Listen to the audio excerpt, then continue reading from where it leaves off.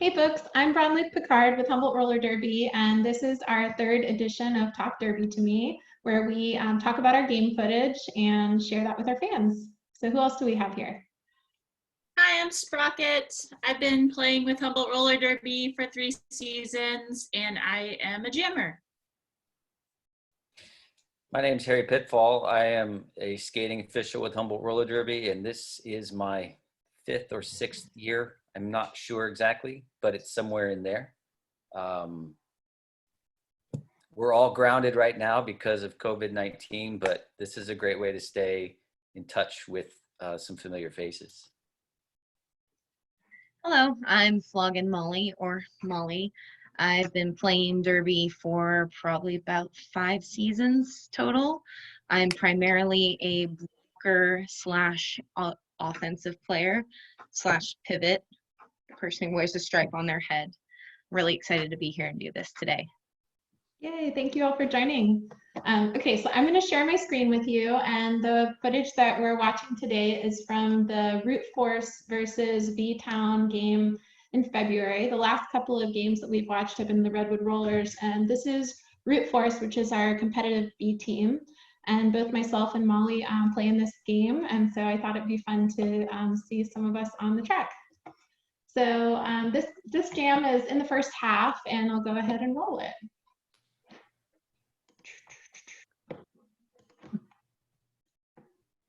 Are you all seeing my screen?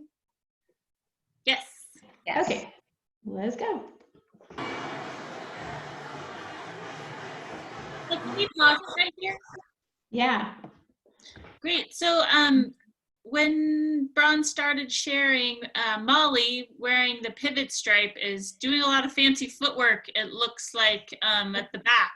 Maulie, can you touch on what you're thinking as far as for offense and what you're trying to create for your jammer? So when it comes to a really strong, powerful, pushy kind of a jammer like Slaya is, her and I have worked out our own secret thoughts, so I won't get too into that. But in this particular case, if I'm not mistaken, our idea was that we were just going to make as much of a hole as we possibly could for her. So what I'm doing here, as far as I think, is that I am trying to, first of all, I'm trying to make my competition nervous there, maybe get them a little bit off balance. And then I'm also trying to create a hole and at least enough space for Slaya to also come in and impact, so that with her combined pushing and my combined pushing, we just bust them forward. Mm-hmm. Awesome. I forgot to optimize the screen, so 1 second. I will reshare with you. And all right, here we go. So let's see how Maulie and Slaya's plan works out.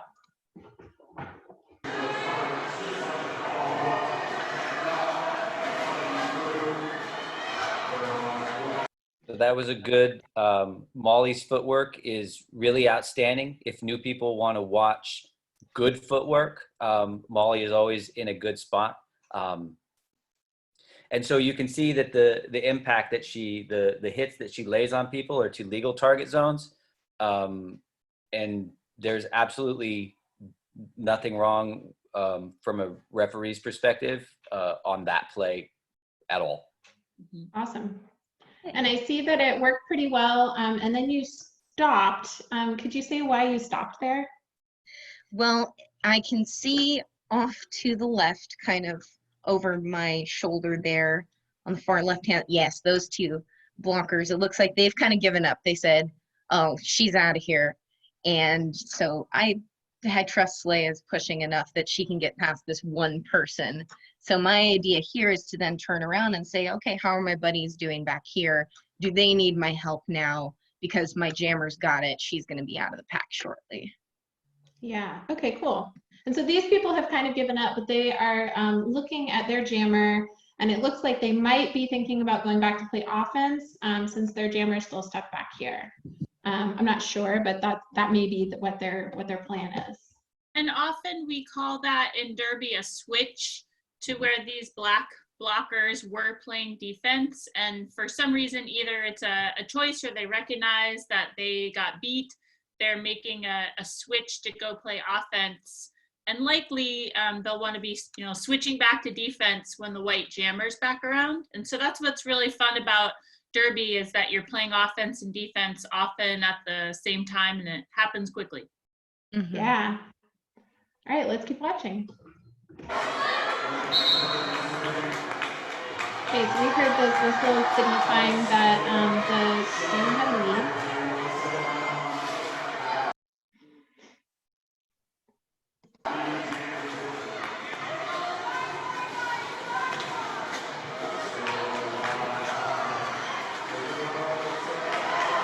It looks like this black jammer just now got through the white pack, and they're not scoring. As we've talked about before, they have to get through the pack once before they start scoring points.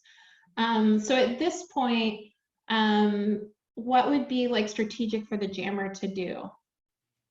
The white jammer? Excuse me, yeah, the white jammer.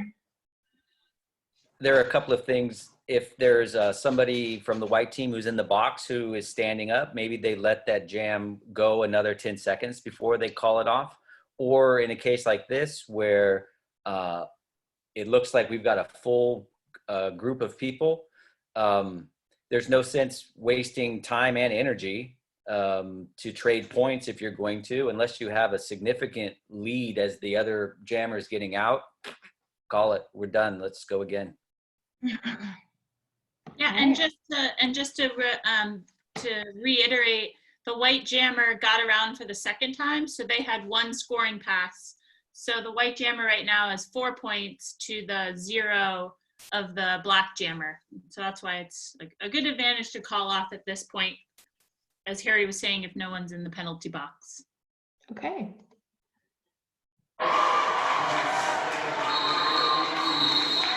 And you can tell that just off screen, that's exactly what happened. Those whistles signified that the jam had just been called off by the white jammer, who was the lead jammer. All right, let's watch another jam. Okay, we have a different pack out. We'll just play it and see what we notice.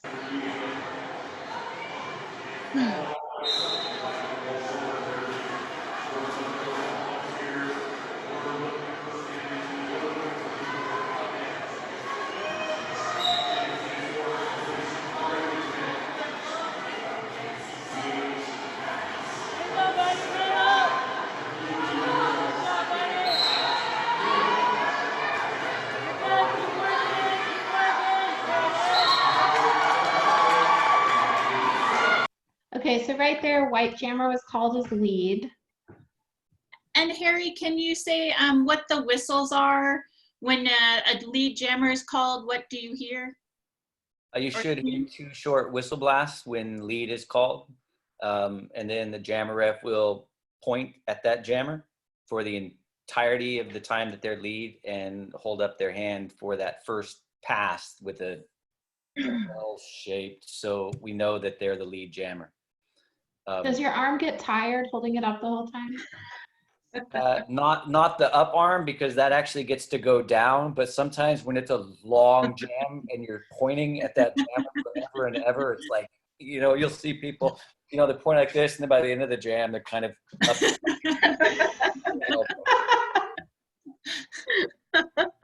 Well, having previewed this, I suspect that this is a jam where the jammer ref's arm is going to get tired, because I happen to know that this one's a long one. This one goes on and on. Okay, let's keep watching.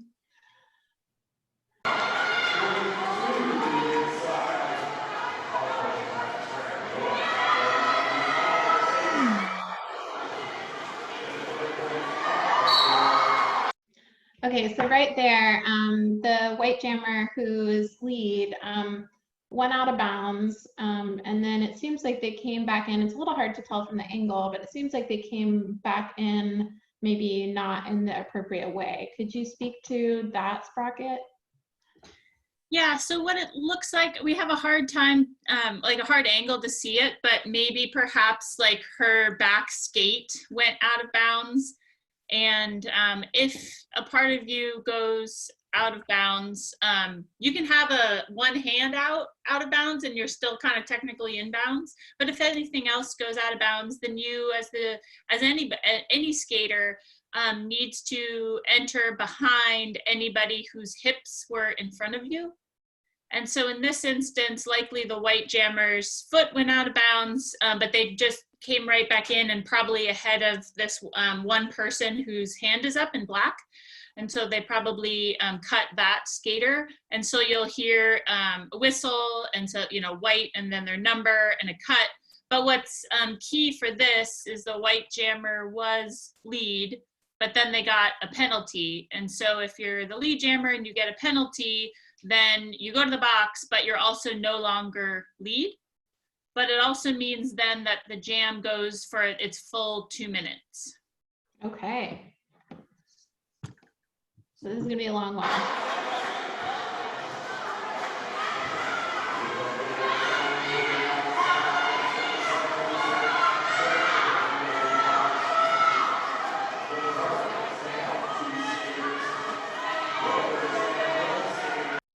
So I'm just going to pause it so that the video has a chance to buffer properly. But so what we're looking at here is the black jammer being the only jammer on the track. Again, that's called a power jam. And so it's a real opportunity for them to score points. But right now the white pack is really holding it down on defense. Anything else? Black jammer hasn't made it out at this point. I can tell by my hand position that this one is we're still on the initial pass here. Yeah, okay. That black pivot is working her butt off trying to get daddy off of her. Yeah. Okay, let's roll. And Molly, you just said that statement. Could you say why that pivot's trying to get daddy off of her? Well, daddy is in the front right there, so she is really in one of the better positions if that jammer ends up getting past catcher and Wicked, and I think Murder Maid in the back there.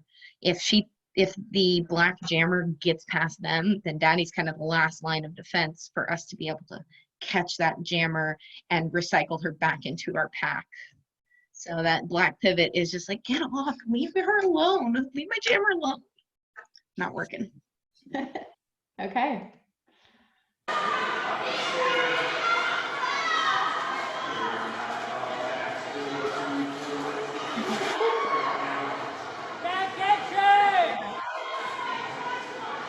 Okay, so the jam is coming back in. We'll hit out again.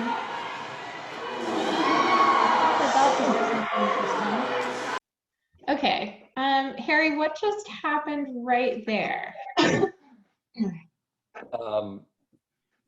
The one thing I did see was a directional penalty, and I believe it was white 4-2 was moving in the non-derby direction, made impact with a black skater that caused them to it met the metric of either being knocked down out of bounds or significantly off balance. There's a lot of impact that happens going in the non-derby direction, but what officials are looking for is the impact that has on the game. If you're kind of going in the non-derby direction and you just kind of bump into somebody and nothing happens, they don't fall down, it doesn't impact the game, then there's no penalty there because no one has gained any advantage.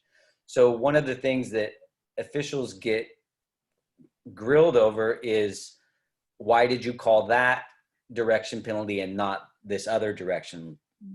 And it's up to us to determine if it had significant impact or not to warrant a penalty. And you get the human factor involved, and sometimes it's not cut and dry. Sometimes we're going on what we see, and being a ref is ridiculous. It's hard when we don't have instant playback. No, we don't, because everything is happening so fast, and then it's like, so I don't know. Well, we have instant playback, so we can go back and watch it again. Yeah, So absolutely. let's do that. Let's watch that penalty again, and then we'll see it being assessed, and you'll see the hand signal. Could you show us the hand signal, Harry, for what For that what? is? Direction? For directional. It's like petting the dog. It's a slow sort of like pet the kitty, just kind of point, do the little deal, and then go away. Off to the box with you. Okay, so let's watch that.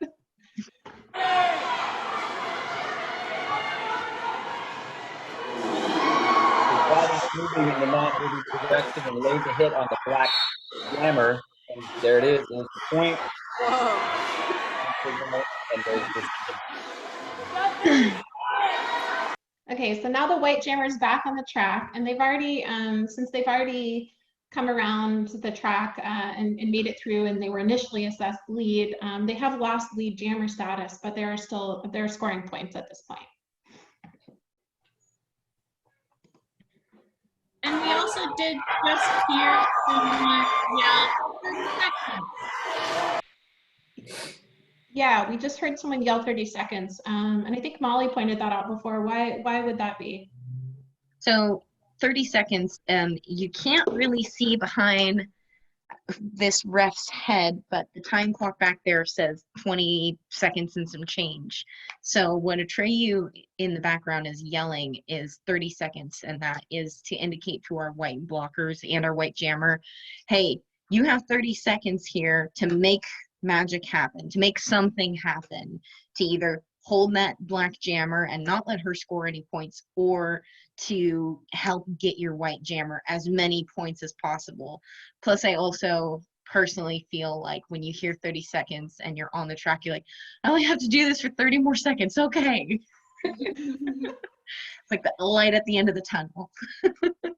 It can also be a good reminder not to get a penalty if you're on the track. I know sometimes as a blocker, I hear that 30 seconds, and I know it, like, at the end of a long jam, you can be tired and things get kind of frantic, and it can also be a reminder to just like keep your cool, play the game well, and be sure not to get any more penalties so that you don't end up starting with blockers in the box. Hmm.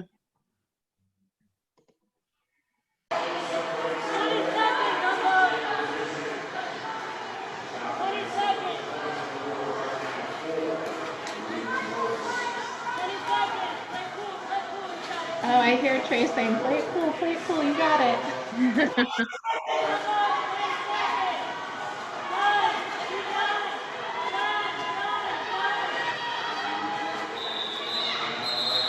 All right, and that's the end of the jam finally.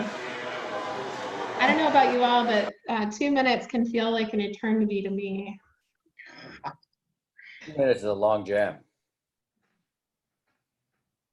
Yeah, so we sort of picked those two jams out to contrast the difference between like a really short jam, and I know we were stopping and talking about it, so it wasn't as obvious, but there's these short jams where they get called off pretty quickly, and then some longer jams. And Sprocket, could you speak as a jammer to why there could be an advantage to playing like a longer jam if you have the choice versus calling it in a shorter time frame? Yeah, I would say a couple things come to mind. One is maybe you have a jammer that has been playing really well, and also that maybe your blockers are holding their opposing jammer really well.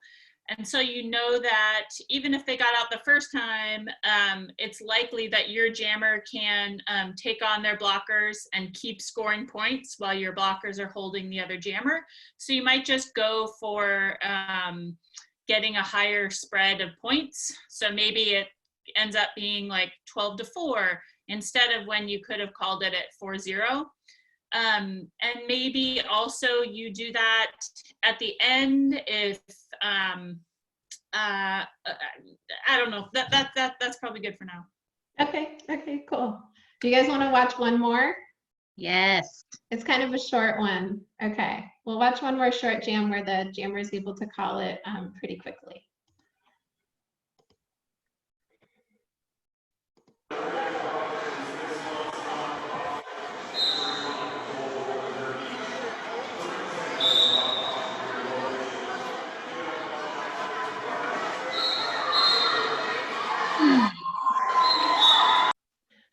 the black jammer just got lead. And so our jammer is over here is still stuck in the back. So that's the scenario here.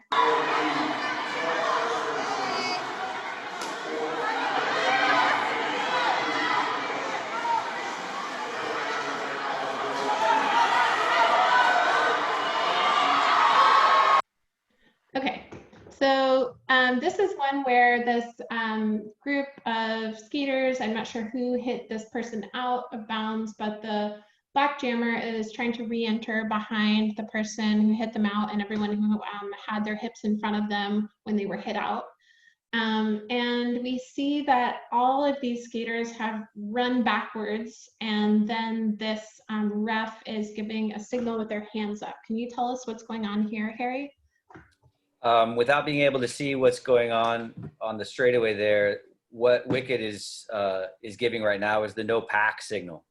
So there is no pack. So when there's no pack, it's up to every skater has to work to reform the pack immediately, right? So if you're in the back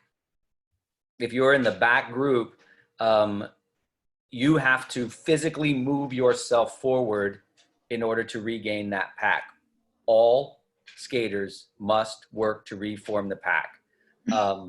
So if you're in the front, you don't have to do anything. You can just slow down unless it becomes, that's a little deeper into the rules than I'd like to get right now. But right now, there is no pack, and it's up to all of the skaters to reform it. And during a no pack situation, all blocking is illegal. So these people can't block the black skater if they get back on the track. And then they also need to work to make a pack. So what could they have done if they had not all run back? Well, they could bridge, right? You can see the lines on the track are set at 10 feet, and I can see 20 feet between white 8 and the abyss up there. Right? So Yeah. you're wanting to run the skater back, right? And maybe only one of the white skaters had superior position on the black jammer. Mm-hmm. Then there needs to be a mindset within the blockers that I'm going to stop at 10 feet, then the next person is going to stop at the next 10 feet, and then we've got 20 more feet to the end of the engagement zone that you can run that jammer all the way back. They didn't do that, and now we have a big mess. Yeah, so now they have a no pack call, and they need to quickly make a pack. So let's see what happens.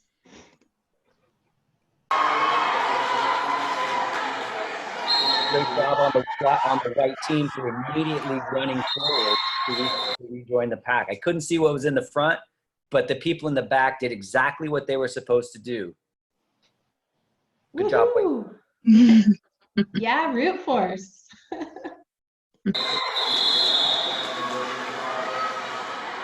Okay, and it looks like that jam was called off by the black jammer, presumably after they scored some points. I kind of lost track of them, but that's how that one ended. I think let's call it here for now. Thanks for joining this morning. That was super fun. Thank you. Well, Nice to All right, talk have a dirty good one. Bye. Bye, see you soon. see ya.